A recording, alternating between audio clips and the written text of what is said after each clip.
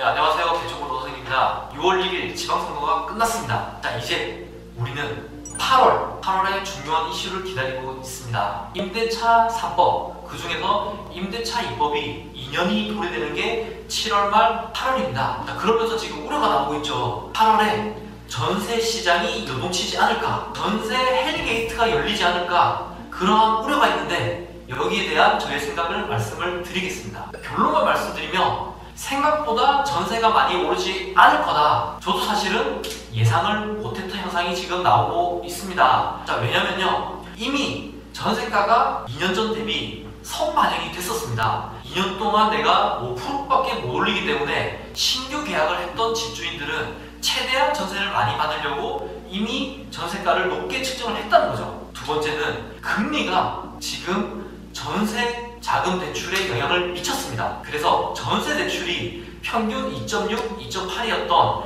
2% 중후반에서 현재 4%까지, 향후에는 4점 중반까지도 오른다는 얘기가 지금 있죠. 그러다 보니까 전세 대출이 60%가 거의 오르게 된 거예요. 이러다 보니까 차라리 전세를 선택하기보다는 월세 또는 반전세를 선택하는 현상이 나왔습니다. 실제로 KB부동산의 통계 자료를 보면 서울 아파트 전세 가격이 2년 전에 4억 9천대였는데 이제는 6억 8천, 거의 1억 9천이 이미 올랐다는 거예요. 네, 이 말은 2억 가까이 전세 시세가 올라 있기 때문에 이 높은 전세를 선택하는 세입자들은 상당한 부담을 느끼게 됩니다. 이렇기 때문에 이제는 월세를 선택을 하게 되고, 지금 우리가 겪지 못한 현상이 나오고 있습니다. 어떤 현상이냐? 수도권 아파트 시장이 이미 7년 가까이 올랐죠. 7년에서 8년이 올랐습니다. 근데 이러한 시장 속에 월세 가격만 계속 제자리 또는 정말 미미하게 상승을 하고 있었죠. 그동안 전세가와 매매가는 동반 급등을 했음에도 불구하고요. 그 왜 이런 현상이 있었느냐? 왜냐?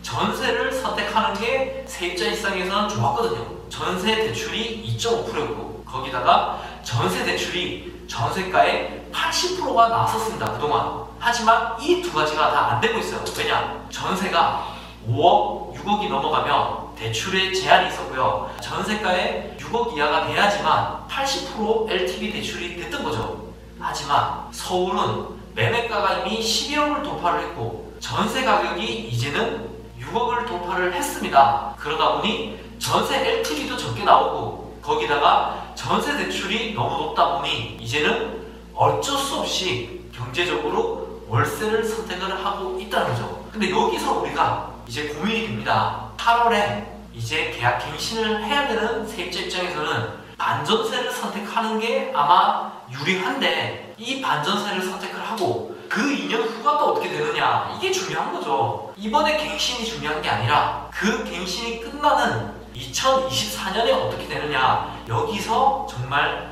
중요한 사항이 있다고 생각을 해요.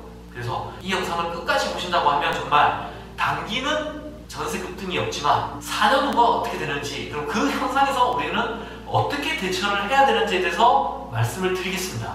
이 부동산 시장에서는 무조건 선택을 해야 되는 상황에 있습니다. 자가를 선택하시는 분들은 집을 사서 내가 은행에 대출 이자를 내면서도 내 권리를 가져간다는 거고요. 두 번째는 우리나라 이 세입자들의 그동안 거의 60%가 선택했던 전세시장, 전세를 선택했던 사람들은 이제 50%까지 줄었습니다. 실제로 2019년에는 전세율이 80%, 월세가 40%였는데 이제는 2020년에는 월세가 50%를 넘어가서 사상 최초로 전세보다 더 월세 비율이 올라왔습니다. 이러한 상황에서 월세는 계속 오르고 있고요. 실제로 지금 전월세 전환율이 4.5에서 5% 중반까지도 지금 나오고 있습니다. 이 말은 전세 오르는 것보다 월세 상승률이 2배 이상 지금 높다는 거예요. 이게 정말 심각한 상황입니다. 8월, 9월이 됐을 때 전세 대신 월세를 더 올려주는 게 이게 또 2년이 되면 여기서부터 이제 문제라는 거죠. 공급량이 나와주면 이러한 시장이 조금 더 안정이 되거나 또는 이 상승 각도가 완만할 건데 2020년, 2024년에 다시 한번 이 계약 갱신을 해야 되는 상황이 온다고 하면 이때 아마 더 크게 오를 가능성이 훨씬 더 높아요. 근데 이게 월세가 오르는 것보다 제 생각에는